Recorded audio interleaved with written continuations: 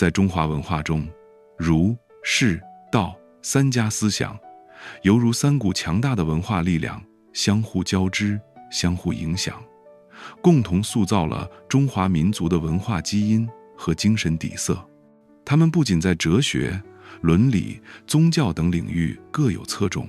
还在长期的历史发展中形成了互补共生的关系，深刻影响了华人的思维方式、价值观念和生活方式。儒家思想是中华文化的主体，其核心在于入世，即积极投身社会，通过修身、齐家、治国、平天下的实践路径，实现个人与社会的和谐统一。儒家强调仁、义、礼、智、信等伦理道德观念，倡导以德治国，以礼规范社会秩序。这种思想深深扎根于中国社会，成为2000多年来封建社会的主流意识形态。儒家对中华文化的影响是全方位的。从政治层面看，儒家的大同社会理念和为政以德思想，为历代统治者提供了治国理政的理论依据。从教育层面看，儒家经典如四书五经，成为古代教育的核心内容，培养了无数士大夫和知识分子。从社会生活层面看，儒家的伦理道德观念深入人心，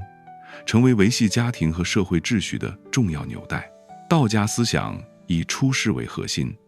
主张顺应自然，无为而治，追求精神上的自由与解脱。道家的代表人物老子提出道法自然，强调人与自然的和谐共生。庄子则进一步发展了道家思想，倡导逍遥游，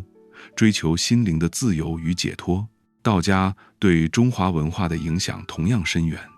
在哲学层面，道家的自然无为思想为华人提供了一种超越世俗的精神寄托，平衡了儒家的入世理念。